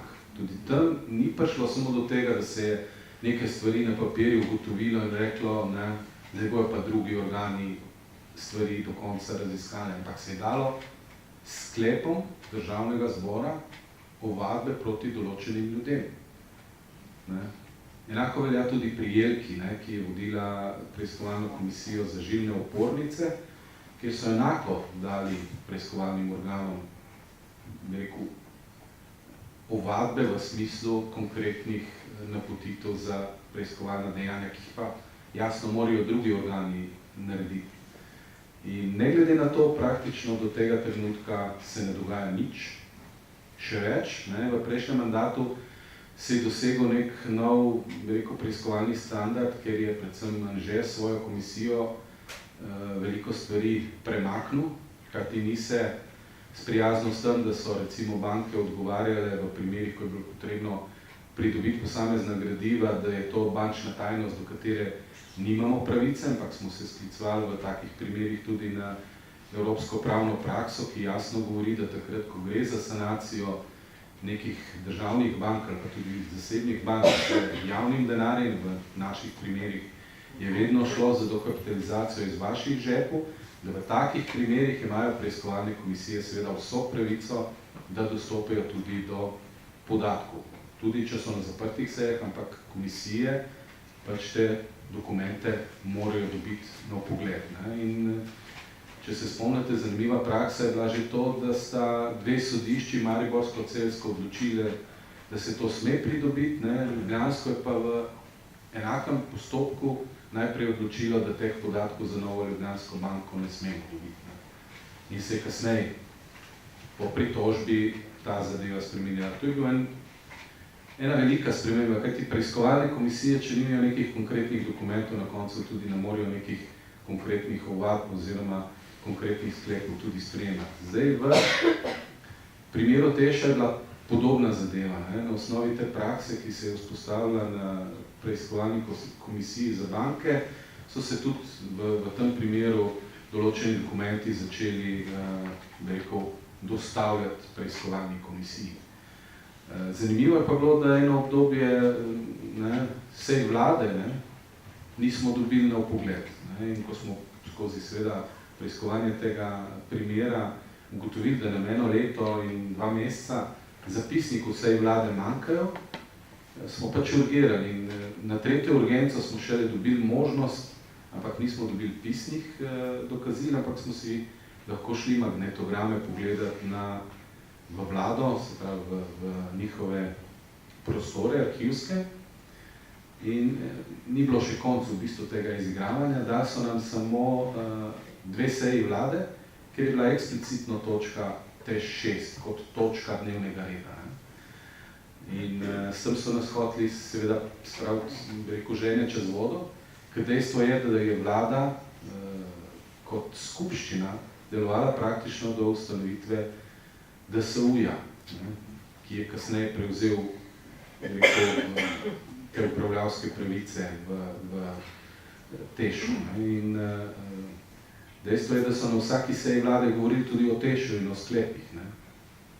In šele na dodatne urgence smo si lahko te zapisnike poslušali in moram reči, da so bili za marsikoga, predvsem iz leve opcije, mi smo sicer pričakovali določene stvari, tudi v medijih se je marsikaj pisalo, ampak dokaza dejansko nismo imeli. In na osnovi teh, poslušanj teh magnetogramov so kasneje seveda sledile tudi tiste ovadbe, ki so bile spet v državnem zboru sprejete soglasno. Kar je zanimivo, tudi SD je to podprl, čeprav je bil najbolj, na udaru. Zdaj, Milan je rekel, se kaj dogaja na tem področju, zdaj, iz tega, kar sem do zdaj povedal, vam je jasno, da se ne dogaja še več. V primeru nove komisije, ki se ukvarja z korupcijo v zdravstvenem sistemu, predvsem z preplačilom pri nabavah storitev in blaga, se nam je ponovno zgodila zgodba, ki je bila pred to preiskovalno komisijo od Anžeta Logarja za banke. Zgodilo se je namreč, da klinični center noče dajati podatkov preiskovalni komisiji. Tako delec smo ponovno od tistega že, kar smo nek standard uvedli. In ponovno bo potrebno vključiti sodišče, ki bo zahtevalo, da podatke dobimo na preiskovalno komisijo. In zdaj v tem primeru imamo spet neko soglasje in opozicije in koalicije, da je to potrebno. Organi pa delajo izven praktično oblasti in na koncu ne veš, ali ta vlada, ali smo mi v parlamentu sploh kakšen organ, ker vsakdo, ki bi moral svoj del v nadaljevanju izvesti od preiskovalnih sodnikov do kriminalistov in tako naprej, svojega dela ne upravi. Tako da glede na določene signale in izkušnje, ki jih spremljamo zdaj, smo lahko na nek način še bolj zaskrbljeni kot v prejšnjem mandatu, ko dejansko je imela koalicija ali pa SMC ogromno število glasov, pa niso znali vladati, pa niso praktično rešili nobenega problema, ne v zdravstvu, ne v sodstvu, nikjer. Zdaj imamo pa neko razpršeno koalicijo, kjer vsak praktično kupčka za naslednji dan. Določene inštitucije pa delajo po svoje, ne, kar vidimo praktično iz dneva v dan. Ne. Tudi zgodba Erjavca se ne bi smela zgoditi, če bi bil na direktorskem mestu neke obveščevalne službe nekdo, ki bi vedel, kaj v zakonu piše o nekaterih postopkih. Zdaj bo pač minister verjetno fasil interpelacijo, ker je naredil enako zadevo, kot je naredil minister Weber. Ne. Zdaj, jaz ne obsojam toliko, da rekel ministra Erjavca, ker vem, da je naivan in da včasih kaj zine preden razmisli, čudim pa se nekim inštitucijam, ki bi morali skrbeti za zakonitost. Ne. In tukaj se lahko vprašamo, kje je sodstvo, to, kar je bilo iztočnica, kje so preiskovalci, kje so preiskovalni sodniki in tako naprej. Tako da od neke normalnosti na tem področju smo po moje še zelo daleč. Ne? In ta zadnji primer, ko Jelka k meni prišla pa reka, ponovno se dogaja ista zgodba, da preiskovalna komisija Državnega zbora ne more dobiti podatkov, na osnovi katerih bi lahko nekatere ugotovitve izvedle. Ponovno bo treba sodišče vključiti, kar pa spet pomeni podaljšanje postopku, mukotrpno delo, dokazovanje in tako naprej, kar smo imeli občutek, vse tisti poslanci, ki so dlje časa, da je zadeva vsaj v tem delu mimo, da vsaj, da rekel, neko dokumentacijo, ki je logična za to, da lahko nek primer raziščemo, dobimo brez, da se uporablja neke inštrumente, kot je sodišče. Prej ste prijeli čestitko za vaše zdaj že ne več tako nove velike škornje, v katere ste stopili. Biti vodja poslanske skupine je zahtevna naloga, ki zahteva predvsem veliko časa, veliko truda, pa vendar najdete vedno dovolj časa za projekte, za težave, za tiste, ki so vas, za celotno območje, ki vas je tudi izvolilo v Državni zbor. Vse vas po večini poznamo, ampak uspešno ste zaključili kot predsednik komisije za rešitev Kanina, ste uspešno zaključili in pripeljali do odprtja ponovnega odprtja smučišča Kanin. Ves čas si prizadevate nekako za povezan razvoj turizma, za izboljšanje cestne infrastrukture, za izboljšanje recimo temu življenjskih pogojev in ker vas dobro poznam tudi vaše osnovno gonilo ali vaš osnovni rek, vodilo, ki pravi, kar poveš ali obljubiš, to tudi stori. Brez izjeme, trdo delo, korektnost, poštenost in zanesljivost so ključ do uspeha. Ne čudi torej, da ste tudi častni občan občine Bovec, da vas ljudje na tem območju zelo cenijo in da veliko delujete na območju celotne regije, ne samo v zgornjem Posočju. Pa se vam včasih zazdi, da morda zamisli, želja in vseh teh pobud, ki prihajajo z našega območja, ne morete prenesti v Državni zbor tako, kot bi lahko, oziroma ali ste v tem sklicu Državnega zbora nekako brezzobi tiger? Toliko istočnic, da je težko začeti. Zdaj, res sem že malo sil, pa Eva je rekla, da smo že neki tam okostnjaki v Državnem zboru, ampak še zmeri se najde veliko izzivov. Mislim, da mora biti tudi v takih inštitucijah, tako kot v gospodarskih družbah, mora biti in mladost in starost, oziroma izkušenost in neki novi poslanci. Tako da jaz tem nimam težav. V vseh mandatih sem pa deloval tako, da sem se dejansko ukvarjal tudi z okoljem, iz katerega izhajam, pa ne samo Posočje, kjer sem izvoljen, ampak lahko rečem do Kopra, čeprav Popovič me njih preveč maral, ker niso imela istih pogledov na Primorsko, pa na neke projekte, on je bil zelo centralistično usmerjen, ampak do Gorice in še širše pa ne glede na barvo ali rekel, pobudnika ali izhaja iz rekel, opcije, kateri jaz pripadam ali iz neke druge opcije, kdorkoli je imel problem in se obrnil na mene, smo pač poskušali pomagati in kar se tiče gospodarstva, mislim, da to vsi vejo in na obrtni in na gospodarski zbornici od Tolmina do Gorice, tako da s tem nimam težav. Mislim, da pa poslanci, ki so izvoljeni, predvsem tisti, ki so malo bolj oddaljeni, imajo s tem dejansko, kot si rekel, bistveno več časovne obremenitve. Tisti, ki so okrog Ljubljane, bi lahko več naredili, pa se jim ne da, delajo za neke svoje interese in to se prevečkrat čuti. Predvsem je pa problem novih poslancev, ki v preteklosti niso praktično imeli nobene odgovornosti, niso vodili nobenih pomembnih resorjev. Večinoma so iz neke javne uprave, kjer jim ni bilo treba skrbeti praktično za nič. Večina od njih niti ni občinskih svetnikov. Jaz bi skoraj predpisal, da kdor gre kandidirati za državni zbor, mora biti vsaj en mandat v občinskem svetu, da sploh ve, kjero funkcijo upravlja, ker tam pridijo nekateri pa mislijo, da so v izvršilnem delu, ne v zakonodajnem. Tako da to je kar pestro in je treba veliko energije.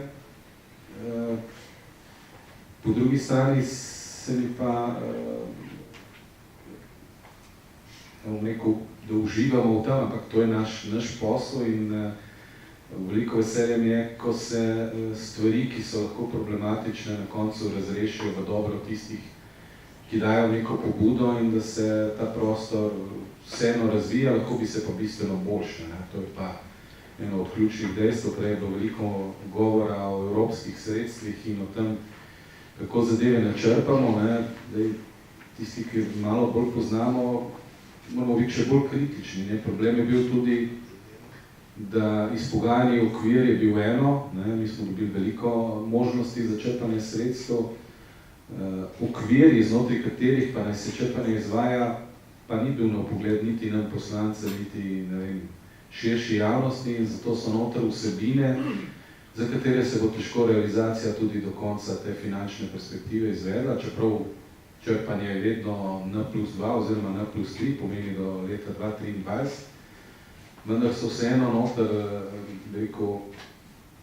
projekti oziroma usmeritve, ki so vezani na mehke projekte, če to razumete vsi, in dejansko so to tako velika sredstva, da jih s takimi projekti ne bo možno v celoti izčrpati. Mi to opozarjamo zdaj že kar nekaj let, tudi prejšnjo vlado in prejšnjo ministrico za regionalni razvoj, vendar ni bilo nobene spremembe, vedno so nas v državnem zboru zavedli s podatki o črpanju, zdaj, ko so končno podatki prišli, ko se je vlada zamenjala, smo ugotovili, da smo v nekem presečnem datumu praktično na polovici črpanja prejšnje finančne perspektive. V prejšnji finančni perspektivi smo imeli v enakem obdobju približno 27 počrpano, zdaj imamo 18%.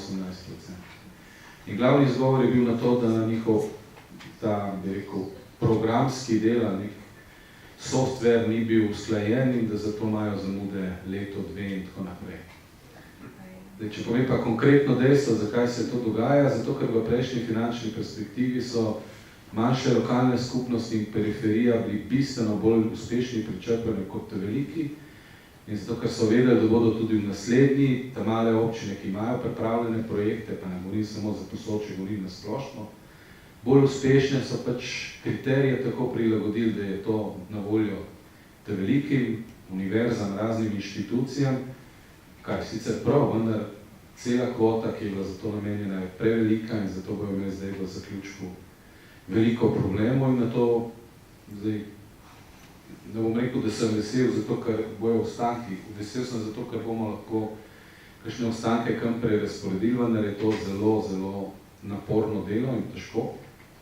Se pa marsikaj da in en od takih projektov, ki ga je Milan že omenil, je pač ta možnost nadgradnje smučišča Kanin z novo napravo oziroma postavitev v nek sodoben čas. Dejstvo je, da je bilo to zgrajeno leta 1972 in ne vem, kdo se še vozi s avtomobilom, ki je star 72.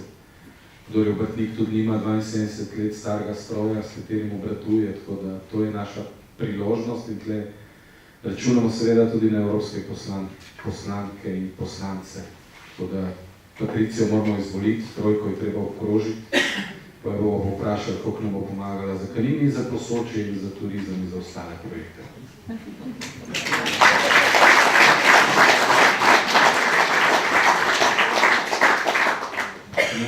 Gospa Šulin, žogica je vržena. Gospod Krejer, vi se res venomer zauzemate za boljšo cestno infrastrukturo, za večjo dostopnost, za širokopasovnih povezav, kar je osnova za razvoj gospodarstva in seveda tudi za to, za delovno mesto, kar pomeni poseljenost območja. Po drugi strani pa se soočamo, in kot je že prej gospa Šulin povedala, se na tem območju ne soočamo z veliko brezposelnostjo. Pa vendar, če pogledamo eno dejstvo, kar je pohvalno, da se gradijo oziroma da ima stanovanjski sklad namen graditi nova stanovanja, ampak v Ljubljani in Mariboru. To pa meni se sliši tako, gospodje s podeželja, vaši otroci bodo prišli k nam. Po drugi strani se soočamo z staranjem, vse večjim staranjem prebivalstva in na našem območju lahko zlahka govorimo, da je iz leta v leto slabše. Vi pa ste s predlogom zakona o Slovenskem demografskem skladu, namreč v SDS predlagate, tako imenovani nacionalni pokojninski sklad, na katerega se bo preneslo celotno državno premoženje. S tem bi izboljšali zaskrbljujoč položaj upokojencev, prispevali pa bi tudi k razbremenitvi delodajalcev. Ampak vedno znova, tako kot je že gospa Jergel prej povedala, naletite s takimi predlogi na gluha ušesa. Imate upanje, da bi vendarle lahko nekdo vsaj temu uslišal. Saj sicer pa ne moremo verjeti več v neke socialne, kako je temu rečem, socialne izhodišča strank, ki se s tem hvalijo. Ja, mi vedno verjamemo, da dobre stvari se na koncu poplačajo in se tudi vlagamo stalno v bistvu zakoni, ki izboljšujejo to področje. Zdaj, dejstvo je, da demografski sklad je imela že prejšnja vlada, Cerarjeva v programu. Dejstvo je, da so demografski sklad imeli vse stranke, ki so kandidirale na teh državnozborskih volitvah v svojih prioritetah in mi smo na nek način počakali, da vidimo, ali bojo kaj iz tega storili ali ne bojo, in glede na to, da nekih signalov resnih, da bojo to vložili, ni bilo, smo se pač odločili, da to pripravimo, vložimo in da vidimo, kako se bo odvijalo naprej. Zdaj, kar se tiče tudi drugih zakonov, ki jih v tem mandatu vlagamo, čeprav verjetno je kdo opazil, smo malo bolj, bi rekel, pozorni, kaj vlagamo in kaj ne vlagamo, predvsem vlagamo bistveno manj zadev, zato ker smo ugotovili, da vlada nič ne dela in zdaj, če mi rešujemo situacije, to ni dobro. Je pa v resnici, kar je bilo vloženo do zdaj in kar je bilo vse zavrnjeno, v bistvu iz programa, ki ga ima podpisanega ta koalicija, se pravi, iz njihove programske osnove. Tudi demografski sklad imajo oni kot eno od prioritet zapisanih. Gre se pa samo za to, da se transparentno postavi nek vir, ki bo pač sofinanciral pokojnine, ker dejstvo je, da podobne sklade imajo praktično vse evropske države, ene na tak ali drugačen način, recimo Norveška napaja to iz, bi rekel, svoje naftne industrije. V vsakem primeru pa imajo države, glede na to, da se Evropa stara bistveno hitreje kot nek ostali svet, vzpostavljanje te scheme za sofinanciranje pokojninske blagajne. Dejstvo je, da tudi mi sofinanciramo iz proračuna kar pretežen del pokojnin in zato, da bi bilo to najbolj transparentno, ker zdaj se to iz različnih virov napaja, smo predlagali, da se vse premoženje, ki je državno, prenese v ta sklad in da se ga tudi upravlja na nek transparenten način, tudi izvolitev teh organov, ki bi to vodile, da se lahko veže na dvotretjinsko večino v državnem zboru, v vsakem primeru pa, da je to neka jasna fiskalna politika in da se to ne spreminja glede na rekel, posamezne uprave in pa tudi na interese posameznih rekel, skupin. Se pravi, tle bi šlo v tem primeru vse premoženje v skupen sklad in enako bi se tudi od prodaje državnega premoženja ta demografski sklad napajal. To ni nič posebnega, nič novega, kot sem rekel, podobne rešitve imajo sosednje države in zdaj bomo videli. Zdaj, prvi odzivi iz koalicijskih strank so bili, da bojo podprli in da naj jih povabimo k sodelovanju. Zdaj, to smo že večkrat slišali, večkrat sprobali, ne. Bomo pa videli takrat, ko bo glasovanje. Zdaj, eno dobro prakso imamo takrat, ko je bilo situacija reševanja, bi rekel, problematike prostovoljnih gasilcev, kjer smo predlagali rešitev nič posebnega, ampak rešitev je bila dobra in so nas zaprosili od predvsem najprej od SMC-ja, ki je prevzel neko koordinacijsko vlogo na koalicijski strani, če lahko ta zakon na nek način zaustavimo, da bi se tudi oni pridružili kot so podpisniki. Na koncu smo ta zakon, sicer mi kot prvo podpisani, vložili s podpisi praktično tudi ostalih koalicijskih strank. Tako da včasih razumejo, da ni nujno vse slabo, kar predlagamo in ta demografski sklad bo en preizkusni kamen, ker je praktično na njihovi agendi na drugem mestu. Mislim, da je prva reforma zdravstva, kjer se veliko dogaja, ne?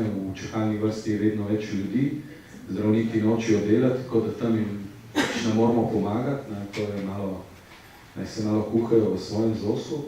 V tem primeru pa glede na to, da niso bili pripravljeni nič storiti, smo to vložili, ker dejstvo je, da če neka vlada, ki ima neke rešitve napisane in so pomembne, to ne naredi v prvem letu vladanja, ponovadi tega ne naredi več. Ne? In z tega vidika je bilo to smiselno.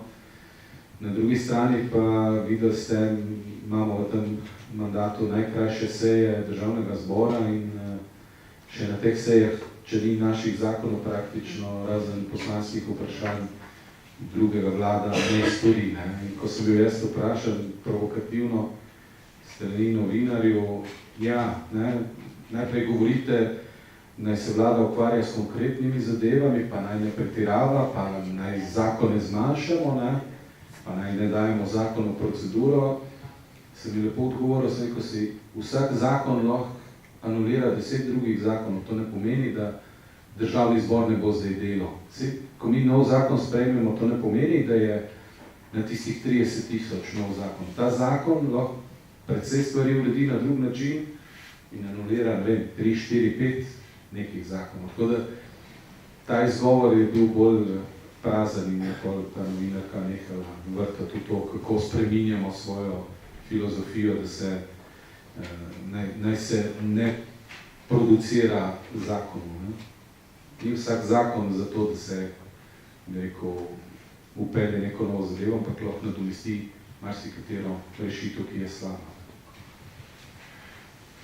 Ja, sam sicer nekako zagovarjam dejstvo, da bom verjel v socialno državo, pa morda ne bo tudi to majhen izziv za nocoj, ko bo v pokojninski zakonodaji pisalo, da bo upokojenec v domu za ostarele plačal toliko, kot je njegova pokojnina, za razliko do tistega, koliko je stroškov v nekem domu za ostarele, pa krije država. Takrat bomo res socialna država. Ampak vse to so ne samo slovenske, to so evropske tematike. In če se zdaj za konec počasi bomo zaključevali, nekako vrnemo spet proti Evropi, ne? Včasih se nam zdi, da so Evropa in njene institucije nekako oddaljeni od nas. Največkrat je pa to ravno obratno. Včasih se pri nas ukvarjamo z nekimi uredbami, evropskimi uredbami, ki sploh še niso bile objavljene, se v njih v Evropski uniji ali v Evropskem parlamentu in institucijah diskutira, mi pa jih že hočemo pobrati zase in biti prvi. In to se nam vedno obrne ne v prid, ampak v slabo.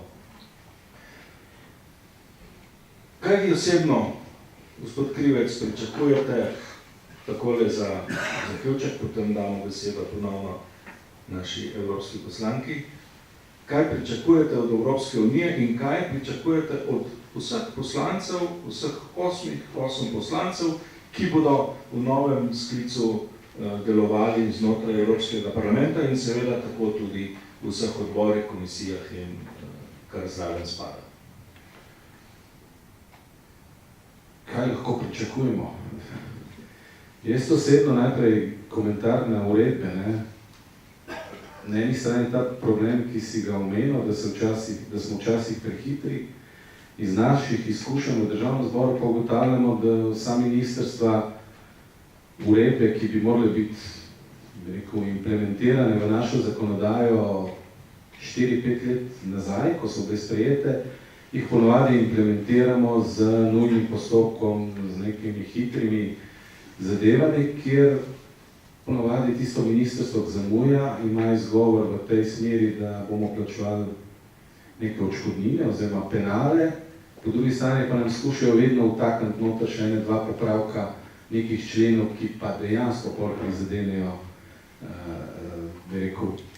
neko rešitev, ki ni dobra. In to smo se zdaj že navadili. Kadarkoli je taka zadeva na mizi, smo zelo, zelo previdni. Gor na vrhu se napiše nujni postopek, zato ker moramo izpolniti evropsko regulativo oziroma neko uredbo, pa gotoviš, da je uredba že 3-4 leta v njihovem lagarju. To je največji problem, ki ga jaz vidim. Drugače pa od Evropske unije pričakujem predvsem to, da ohrani neko to integriteto, ki jo imamo in da zavaruje ta prostor pred vsiljivci, ki prihajajo in to na način, da bo za evropske državljane poskrbljeno, predvsem za varnost. Po drugi strani pa od Evrope lahko pričakujemo samo tisto, kar smo tudi sami pripravljeni v to Evropsko unijo vlagati in od nje zahtevati, vendar to, kar sem prej povedal, ker se velikokrat reče, Evropa noče tega, noče drugega, večinoma je to problem nas samih oziroma tistih, ki so v teh pogajalskih skupinah in tistih, ki morajo poskrbeti kasneje tudi za neko izvajanje. Če bi se mi odločili v določenih situacijah na bistveno bolj pragmatičen način, bi verjetno bili zdaj precej na boljšem. Mi smo sicer verjetno, ali pa vsi smo pričakovali, da se bo Evropa z nami ukvarjala tudi v primeru tega, kar smo prej opozarjali, kar je Eva, glede človekovih pravic, glede sodstva, da bo pač Evropa nekomu dala po prstih pa rekla, to in to je treba urediti, to se ne zgodi. In zaradi tega bo potrebno predvsem pomest pred domačim pragom. In takrat, ko bojo pri nas urejene zadeve, bomo tudi bistveno lažje nastopili znotraj Evropske unije, kjer imamo sicer še vedno nek ugled kot država, vendar naši ministri in naši, odposlanci pa vedno mažga in jaz upam, da vsaj v naslednjem sklicu, ki bi ga morali nekako mi voditi, da postavimo ekipe, ki bodo znale v Bruslju zagovarjati naša stališča, pa ne glede na politične opcije, ker tisti, ki se malo bolj s tem ukvarjamo, vemo, da mi lahko proti Hrvaški rečemo še karkoli želimo, pa tudi imamo 1000-krat prav, ampak oni v Bruslju bojo vedno pred nami. Pa ne zato, ker so bolj brihtni, ampak zato, ker delijo sistematsko, delijo na dolgi rok, mi pa malo skačemo levo, malo desno, enkrat bi bili radi s Putinom, drugič bi bili s Trumpom, tretjič bi bili z Erdoganom, petič s unim, tretjim in na koncu nas vsi malo z levo odmahnejo in rečejo, ne, kaj hočete, se ves čas samo jamrate, ne rekte kaj sami. Ne.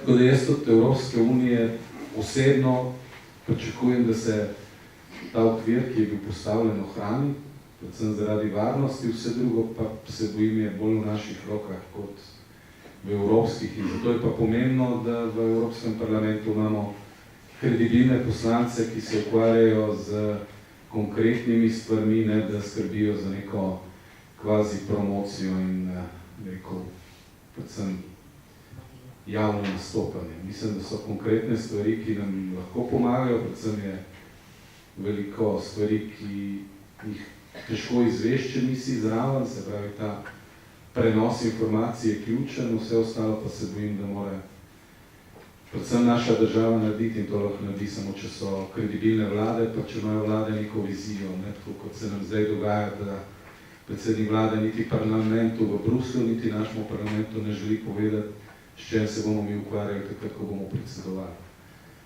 Take stvari pač spremljajo tudi tuji veleposlaniki. Treba vedeti, da je glede na sedanjo tehnologijo stvar, takrat, ko izrečeš že na vseh koncih sveta dobesedno, in s tem, kar mi delamo zadnje čase, se v bistvu, ne bom rekel, jih sramotimo, pa po mojem se nam vsi malo pod kožo smejijo. Pravijo, najprej vi bodite konsistentni, takrat vam bomo lahko pomagali, ne pa rekel, preskakovanje z enega konca na drugega, z ene teme na drugo temo, in to, da iščemo samo še zunanjega sovražnika, to, kar se nam zdaj dogaja. Enkrat niso dobri Madžari, drugič niso Italijani, pa niso Avstrijci. Ta sistem smo že dali skozi, in ukvarjanje z zunanjim, v navednicah, sovražnikom ne pelje do rešitev na domačem pragu.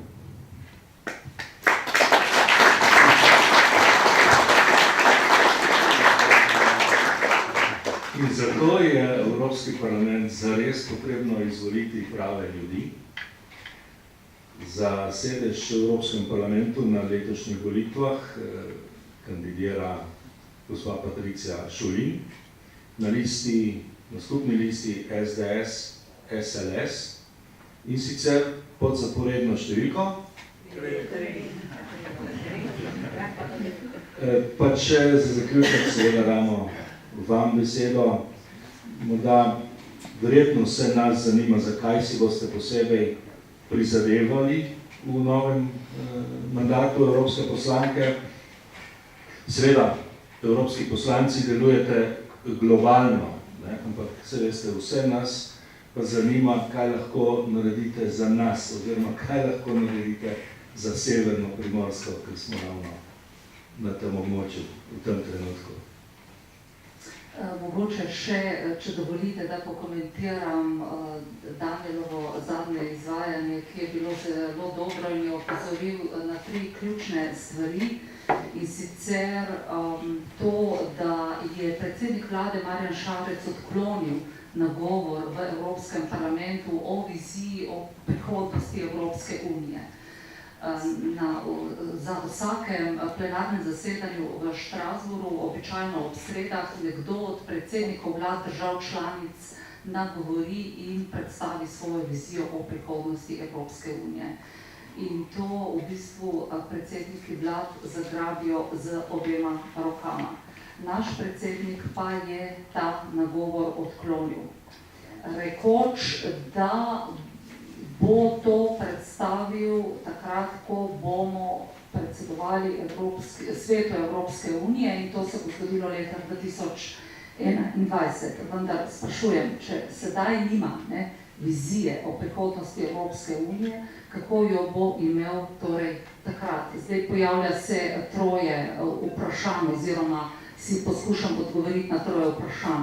Torej, ali nima vizije, ali njegova svetovalna služba ni sposobna pripraviti nekega vpogleda v prihodnost Evropske unije in mu to pripraviti, kajti v parlamentu, kot sem povedala, lahko govoriš tudi v slovenskem jeziku, ali pa se je potem ustrašil vprašanj poslancev, kajti po nagovoru se potem predsednike vlad tudi sprašuje o tem in onem. Nas, evropske poslance, tudi iz Slovenske demokratske stranke, tako domači državni poslanci iz koalicije, kot tudi evropski slovenski poslanci iz drugih opcij, nam pravijo, da v Bruslju tožarimo o težavah v Sloveniji. Vendar mi opozarjamo na težave, ki se dogajajo v Sloveniji. Kajti mene ste izvolili vi, neposredno.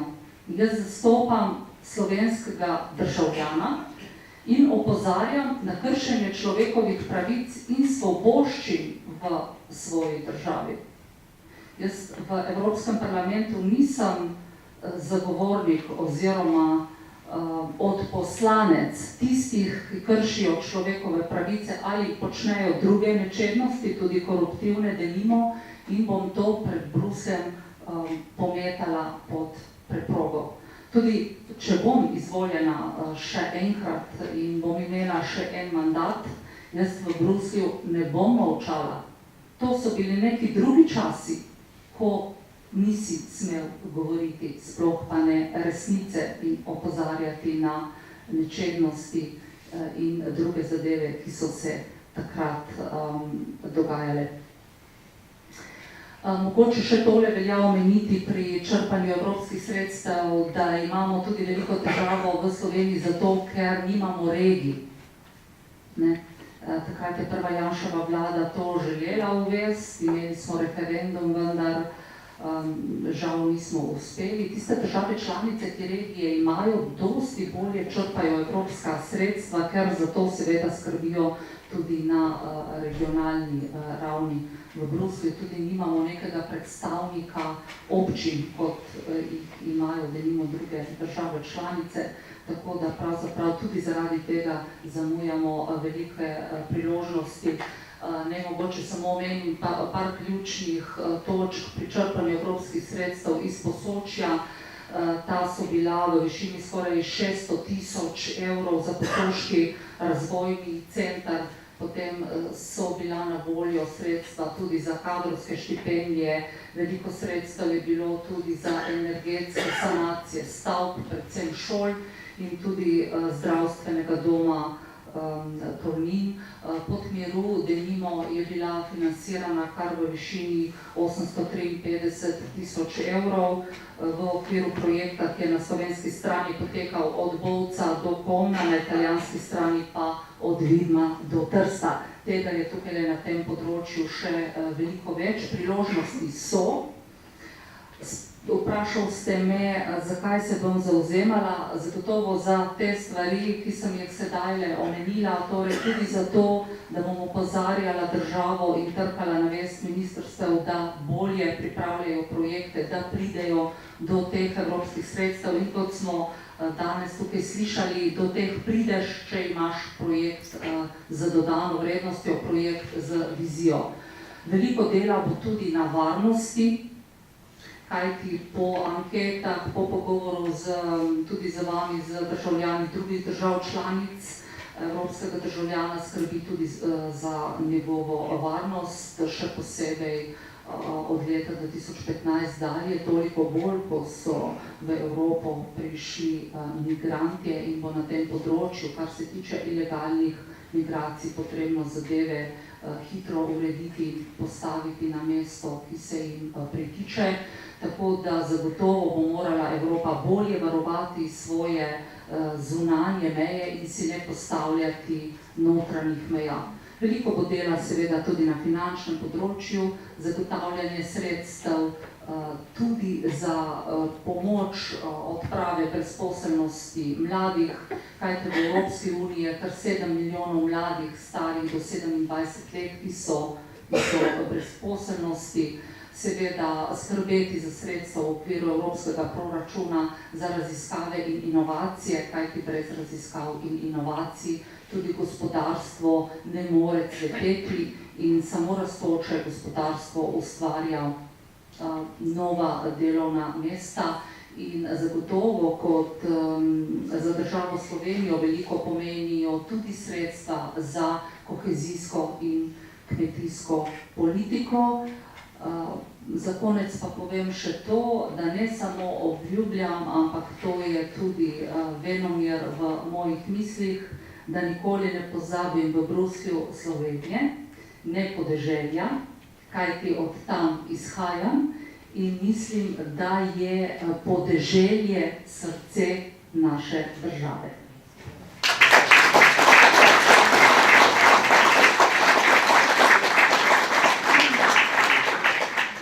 Iskreno se zahvaljujem vsem trem sogovornikom za izčrpne odgovore na vprašanja, ki menim, da, ker ste imeli veliko povedati, so bila tudi vprašanja več ali manj prava, da smo veliko povedali, pa vendar pustimo še našim obiskovalcem, če ima kdo še kakšno vprašanje, ki se ga še nismo dotaknili, pa seveda želite danes vprašati kateregakoli izmed prisotnih, kar korajžno, če česa ne počnemo, grizemo pa res ne.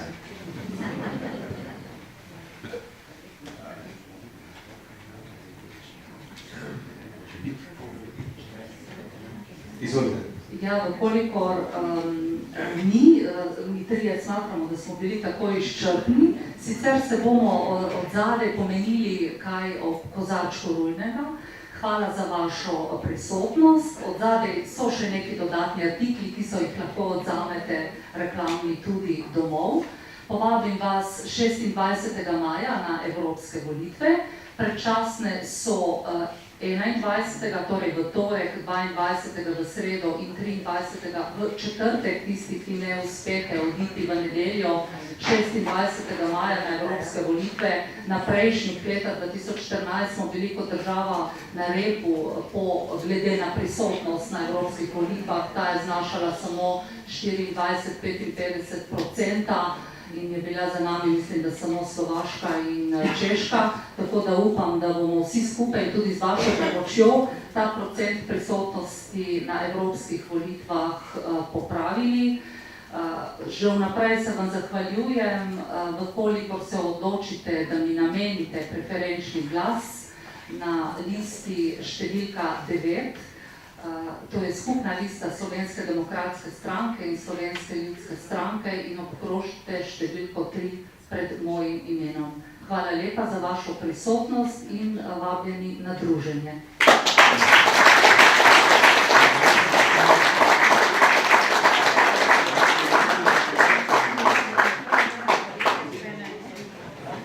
Tako zaključujemo pa seveda z eno samo mislijo, prihodnost je v vašem pisalu na evropskih volitvah.